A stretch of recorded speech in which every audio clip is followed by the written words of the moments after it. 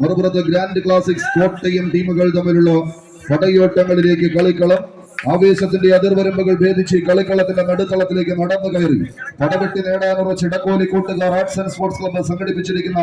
4ാമത് അഖില കേരള വടംവലി മത്സരത്തിന്റെ നാടറിയുന്ന പോരാട്ടത്തിന്റെ നടുത്തളത്തിലേക്ക് നടന്നു കയറി നടയമരങ്ങൾ ഊന്നിയുറപ്പിച്ച് കളിവിജയം കൈപ്പിടിയിൽ ഒതുക്കി കടന്നു പോകാനുറച്ച്